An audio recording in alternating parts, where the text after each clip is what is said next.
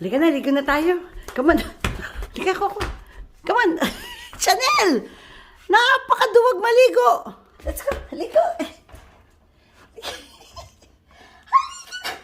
Ba't ba ayaw niyo maligo? Halika na, kukuligo na. Ligo na. Halika. Halika na. Halika. Halika. Halika. Halika na.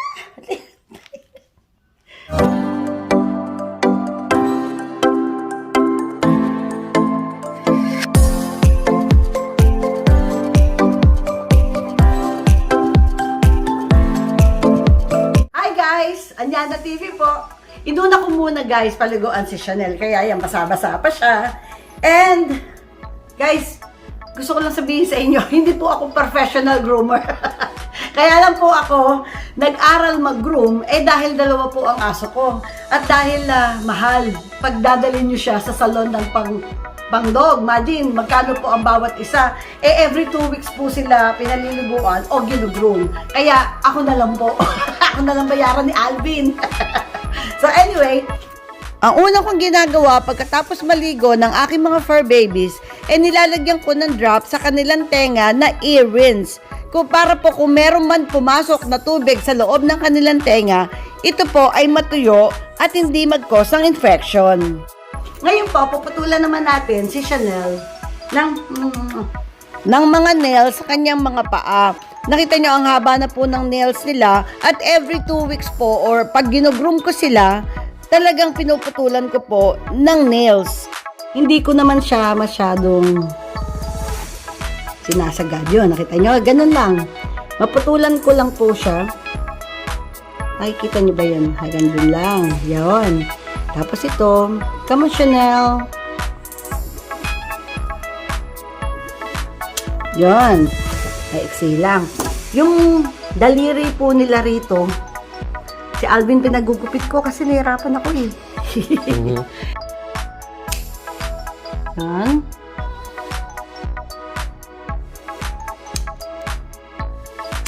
Yan. Sa likod po, okay pa po yung mga daliri nila. Okay pa yan. Hindi kasi masyadong mahaba. Ang daliri ng aso, hindi, mga daliri no? Hindi pala daliri, kuko. Hindi ko kasi madaling humaba ang kuko ng mga aso. Dito sa mga aso ko, ewan ko po sa ibang aso, yung kuko nila sa likod. Kaya hindi ko naman siya masyadong ginugupitan. Regular na pinugupitan. Oo, regular na ginugupitan. Well, anyway, susuklayan muna natin. Ang ginagawa ko guys, sinusuklayan ko muna sila. By the way guys, bago po sila maligo, sinusuklayan ko na rin po ang balahibo ng aking mga aso para matanggal na yung mga ibang buhol-buhol or mat sa kanilang katawan. Yan, ito naman yung kanyang buntot. Ha? Ay Coco, sunod ka ha? Sinusuklayan ko sila lahat dyan para hindi magbuhol pag ating ginugupitan. Yan. So, ngayon, pwede na natin silang i-blow dry.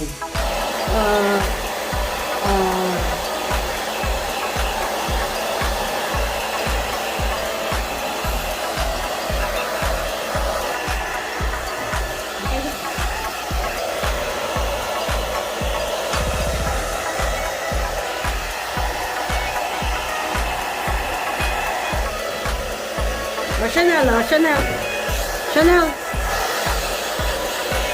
Ayan guys, tapos na nating i-blow dry si Chanel. Ganda dyan. Ang puti. Oh, yan. Ayan. Bigyan natin ng treat si Chanel para maging mabait. At syempre, lagi pong kasama to si Coco sa paghingi ng treats. Bango-bango na ng aking baby. Ang ganda-ganda ng balahibo ni Chanel, puting-puti. Ang lambot po ng balahibo nila. Yan. Super soft. Ito naman guys, ang gagamitin nating clipper to trim their paw hairs. Come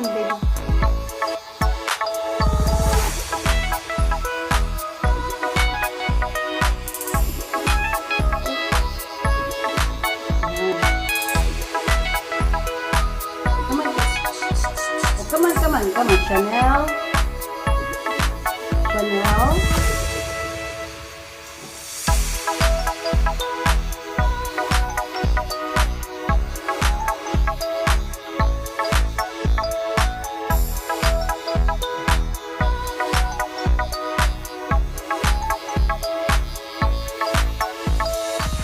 Ito ang aking clipper para sa aking mga fur babies. Tingnan nyo naman guys, bumili pa kami ng pamatay na clipper para sa aso. Mas mahal pa ang clipper ng aso ng aso namin kesa po sa clipper ni Alvin. Ang una nating gagamiting comb ay number 5 para po maiksi ang ating pag-shave doon sa kanilang puwitan at sa kanilang tiyan.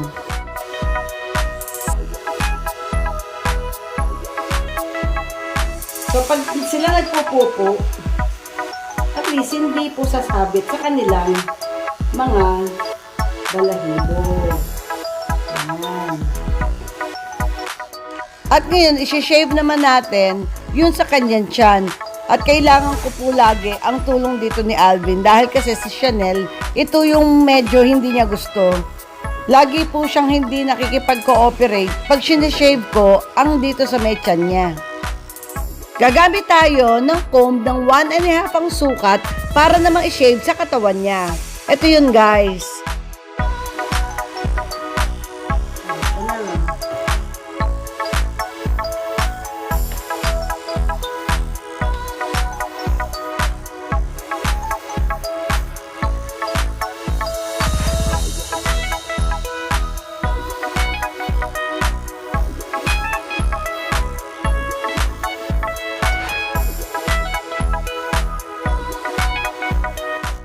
Sinusuklay ko ang kanyang balahibo pataas para ho tumayo yung kanyang balahibo para ma-shave ko ng pantay.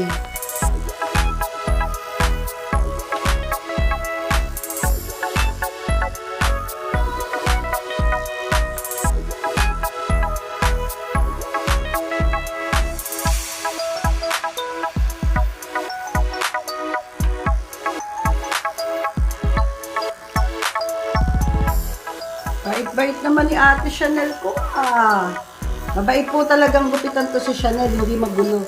Hindi kagaya ni Coco. Yep. Struggle ako kay Coco.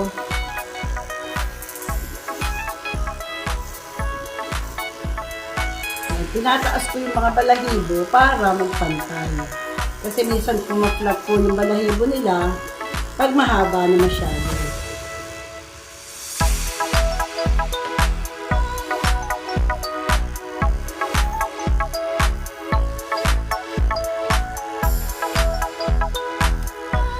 Alam niyo po, medyo mabigat tong ating clipper, kaya nakakangawit. Heavy duty po kasi itong clipper na to, pang grooming talaga ng aso to eh.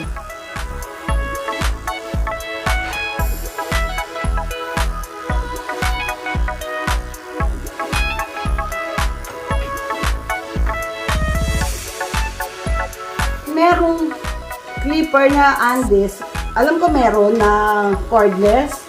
Pero ang kinuha namin ni Alvin, yung cord. Para... Corded. Corded. Hindi na naman ako. Yung corded.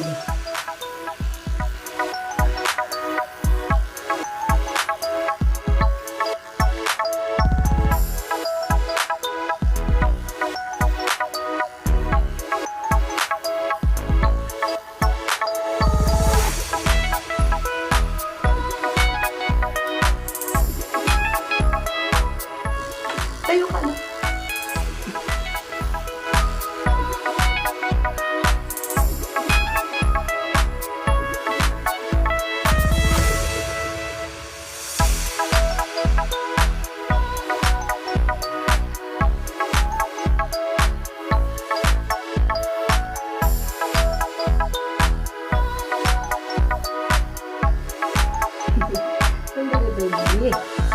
Oo naman, hindi naman nakasusugatan. At dahil guys na umiinit na po yung ating blade ng ating clipper, papahinga muna natin at habang pinapahinga natin ang clipper, yung blade, para lumamig, gugupitan ko muna ho siya sa kanyang mukha. Kasi guys, yung pong blade pag nag-init, masakit po yun sa balat ng dog according sa mga groomer. Isa po yun sa mga tinandaan ko na sinabi ng isang groomer na kailangan pag mainit na daw po yung blade, palitan kung marami kang blade or pahinga mo. Eh, it so happen, isa lang po ang blade ko. Kaya, papahinga ko na lang. Kasi, mainit na siya. Kawawa naman po yung aso. Umpisahan na po nating gupitan ang balahibo sa mukha ni Chanel. Ganyan. Ito muna, baby. Ito mo. Gugupitan muna natin yung iyong mukha. Ay, hindi mukha. Balahibo sa mukha. Hindi yung gugupitan ko yung mukha mo. Ano na naman yung sinasabi ko? Ano na? Ang gamit kong scissor ay curve para madali pong gamitin o madaling panggupit.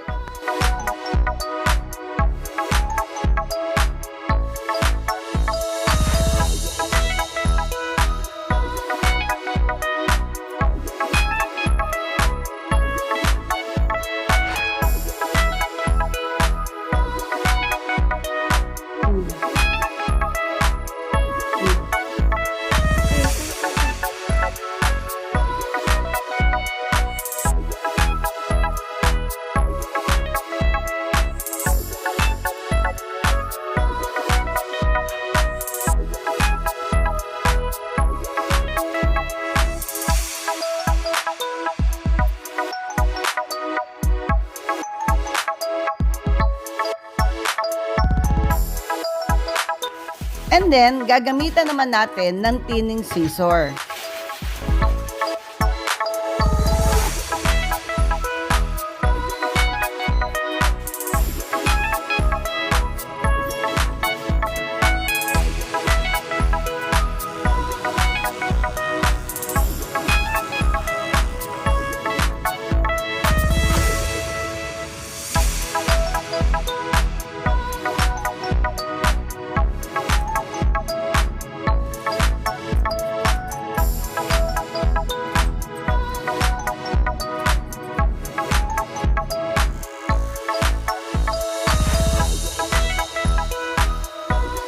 Ito na lang hindi masyadong complicated.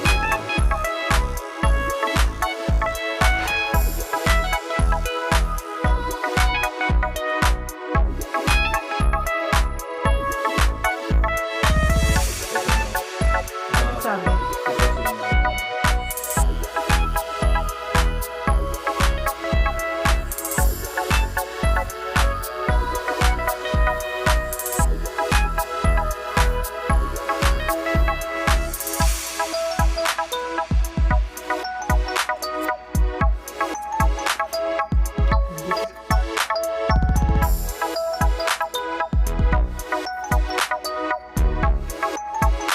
Galit naman yung baby. Wait.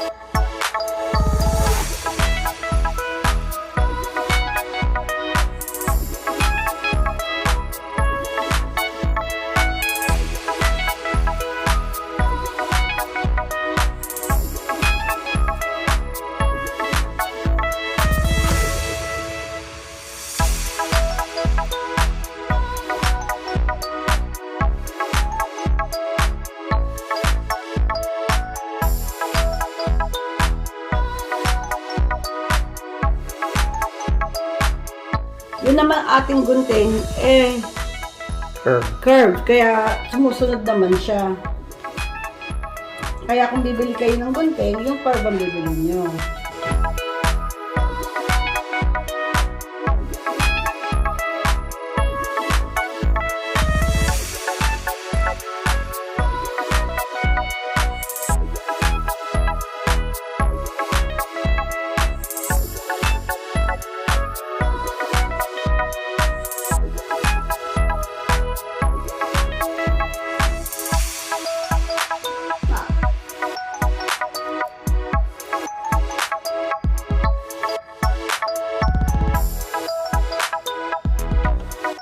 Ayan guys, natapos na po ang grooming ni Chanel.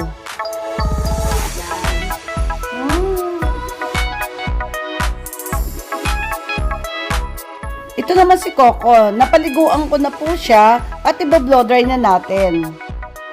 Tapos ko nang i-blow dry si Coco at ngayon pakikita ko na lang sa inyo guys yung after po na mag-groom ko siya.